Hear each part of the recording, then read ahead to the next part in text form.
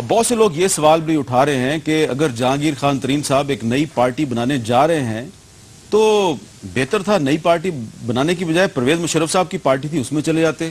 عمران خان کی پارٹی کے بارے میں بہت سے لوگ کہتے ہیں کہ جی نوجوانوں میں بہت مقبول ہے, اس میں چلے جاتے, ایم کیو ایم میں چلے جاتے.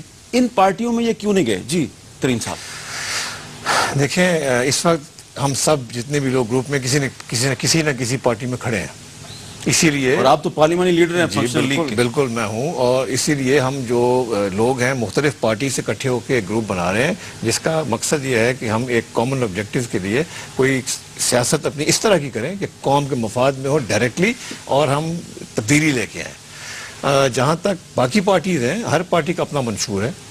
عمران خان جو ہے ان کی پارٹی کا جو منشور ہے وہ بھی تبدیلی کا ہے, اور ہم اس بات سے ہمیں خوشی ہوتی ہے کہ ایک وہ بات بھی کر رہے ہیں جو ملتی جلتی ہے کچھ حد تک ہماری بات سے. مگر ہم لوگ ایک اور بیک گراؤنڈ سے ہیں, اور ہر پارٹی میں جانے کے لیے, اپنی پارٹی چھوڑنے کے لیے دوسری پارٹی میں جانے کے لیے وہاں بھی کوئی کمفرٹ زون ہونا چاہیے یا کوئی خاص وجہ ہونی چاہیے.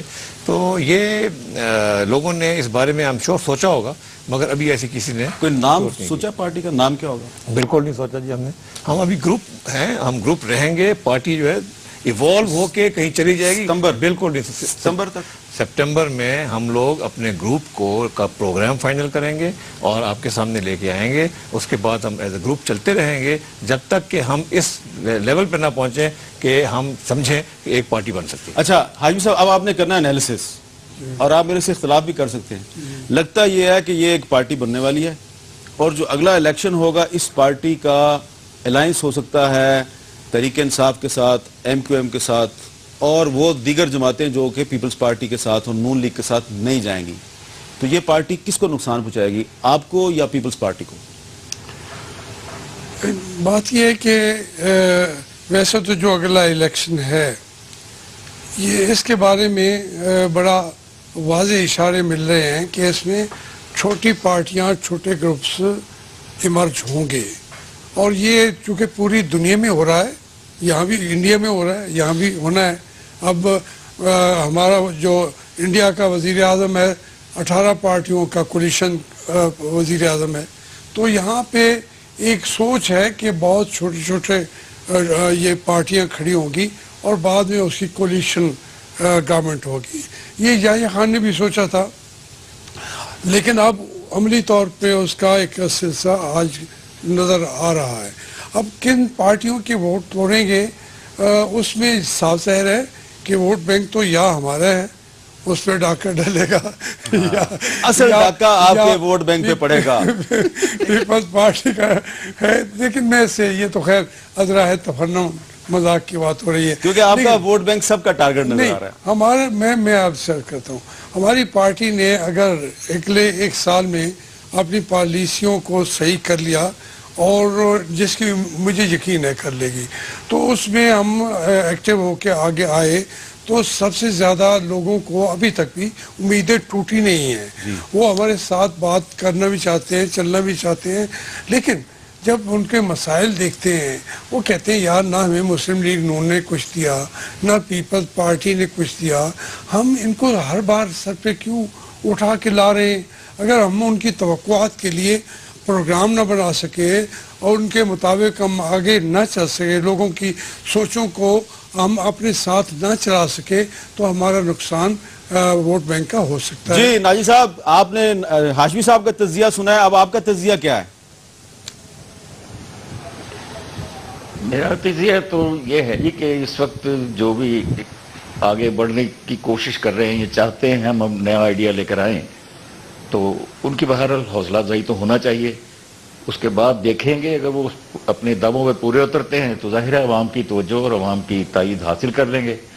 اگر وہ پورے نہیں اتریں گے تو ان کا بھی انہی جماعتوں جیسا حال ہو جائے گا. تو اس وقت جو کریڈیبلٹی یا پاپولیرٹی والی دو جماعتیں ہیں, جن میں سے ایک کے تو نمائندہ جاوید ہاشمی صاحب بیٹھے ہیں, دوسرے کی نمائندگی جو ہے وہ بہرحال زرداری صاحب کرتے ہیں, یہ دو جماعتیں تو ایک سالڈ میٹیریل ہیں الیکشن کا.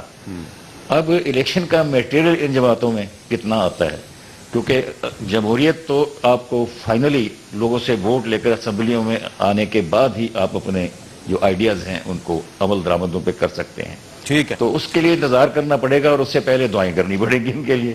اچھا اب اچھا ایک چیز میری سب چھوٹی سی میں عرض کر دوں, میں کریکشن کر دوں کہ میں نے وہ لیڈروں کے جو نام لیے تھے ان میں قائد اعظم کا نام اس لیے رہ گیا تھا کہ وہ ان لیڈروں میں نہیں ہے, وہ ایک تاریخ ساز شخصیت ہے, وہ ایک دوسری درجے کے اول درجے کے رہنما. بالکل ٹھیک ہے, بالکل ہم اس فہرست میں نہیں لا سکتے. بالکل ٹھیک ہے. ترین کیا یہ کہنا درست ہوگا کہ اگلے الیکشن میں آپ کی پارٹی تحریک انصاف اور ایم کیو ایم اور جماعت اسلامی اور دیگر جماعتوں کے ساتھ مل کر مسلم لیگ نون کے ووٹ بینک پر بقول شخص سے ڈکیتی کرے گی؟ نہیں, میں نہیں سمجھتا یہ کہ یہ ایک پارٹی کے ووٹ بینک پہ کا نقصان ہوگا. لیکن آپ اگر تجزیہ کریں تو عوام کا اس وقت جن کنڈیشن سے گزر رہے ہیں, جو گورننس کی وجہ سے حالات ہیں ہمارے علاقوں میں, مخدوم صاحب تائید کریں گے 4 سے 5 گھنٹے بجلی آتی ہے. پچھلے 2 مہینے ہو گئے ہیں اور اگلے مہینہ ڈیڑھ بھی ایسے گزرے گا. آپ کو پتہ ہے لوگوں کے ساتھ کیا ہوتا ہے جب صرف 4 گھنٹے بجلی ہے سارے دن میں, اس کے بعد وہاں پہ روزگار نہیں ہے, مہنگائی ہے. اکٹھی نہیں, ہاں 4 گھنٹے بھی فاصلے, کبھی آدھے گھنٹے کے لیے آ گئی, کبھی 15 منٹ کے لیے آ گئی. لیکن بلوچستان کا حال آپ کے علاقے سے بھی برا ہے, اور بھی خراب ہے. تو ان ساری چیزوں کی وجہ سے, اور کیونکہ جو اس وقت اقتدار میں سیاسی پارٹیاں ہیں یا سینٹر میں یا صوبوں میں, وہ عوام ان کی پالیسی کی وجہ سے عوام کو جو مایوسی کا سامنا ہے, اور اس میں فارن پالیسی کا بھی بہت بڑا ایلیمنٹ ہے, مایوسی ہے لوگوں کو.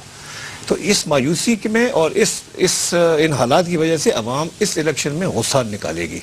غصہ کس کے خلاف غصہ نکالے گی؟ ان کے خلاف جو 2 پارٹی اقتدار میں ہیں. نہیں, لیکن اور سنتے میری بات سن لیں. آپ مشرف کے ساتھ بھی تھے, آپ اس حکومت کے بھی ساتھ ہیں. جی بالکل نہیں, میری بات سن لیں.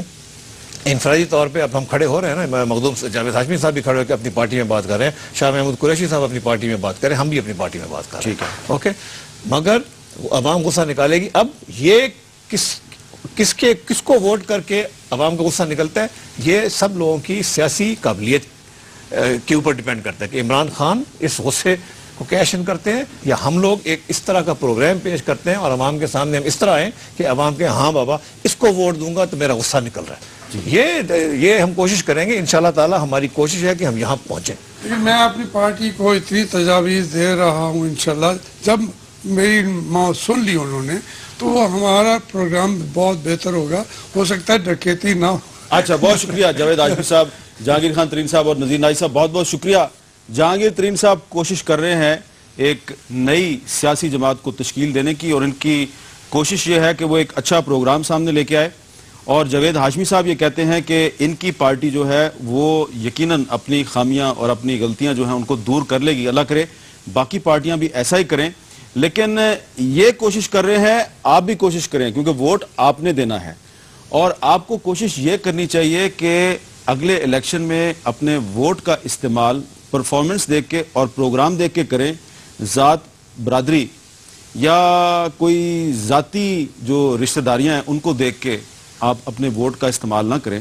اگر آپ ووٹ کا استعمال پرفارمنس کو دیکھ کے اور پروگرام کو دیکھ کے کریں گے تو آپ کے مسائل خود بخود حل ہو جائیں گے. اجازت دیجیے, اللہ حافظ.